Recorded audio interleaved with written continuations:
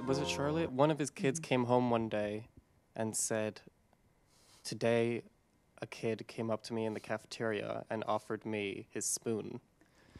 So I took that and I ran. It was a partially used spoon as well. Did you know I'm that? trying to clean up the story. Okay, I think but it's pretty funny that it's like, here's my partially used spoon. Was it a spork? No, but Adrian he has a spoon. You got a pretty cool spoon in the show. It's like a spoon and a fork and a knife. TV is a wonderful medium. And Abby, tell us about your character.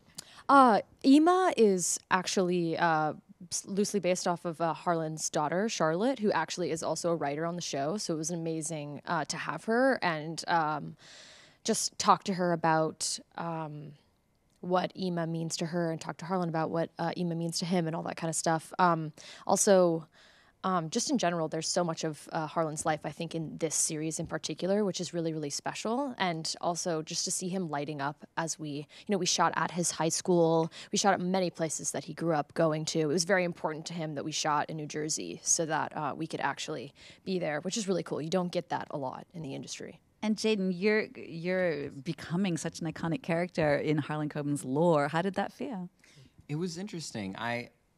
I'm used to telling stories where there isn't a lot of background to a character, but I got a lot of really good practice before doing this show because the last show I did was about someone who exists in real life.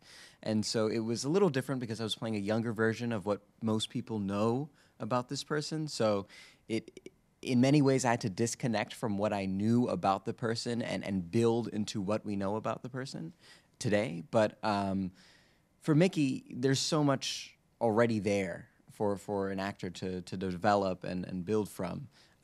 So I tried not to read any of the books because I didn't want to be influenced by any of them because I knew we were going to go into a different direction. So I read some of the earlier books that kind of sort of outline Harlan's anticipation or expectations of the background of Mickey because I knew those were set in stone. Those are actually, his Mickey's background. So it's always awesome to bring something to life, but just get different perspectives on it.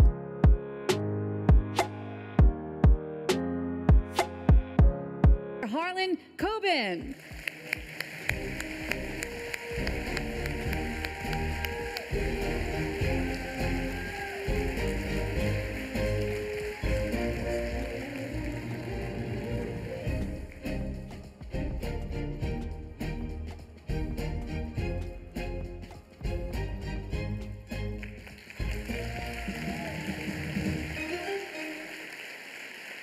Harlan, would you just like to say a quick word? First of all, quickly, thank you. And I'm going to tell a very, very quick, embarrassing story. When I was 18 years old and I first went to college, I was a freshman and I was scared and didn't know anybody. And a friend of mine introduced me to a friend of his who was a senior named Albie. And Albie was the nicest guy. He was a senior and he still treated me like so kindly. It was really quite a surprise. And he lived on campus. He was just a normal guy. He always wore a green sweatsuit. And I would often say, "Hey, Albie," and he would always say, "Hey, Harlan." And I would see him all the time in the cafeteria. And he would say, "Hey, Harlan." I'd say, "Hey, Albie." And one day I said, "Hey, Albie."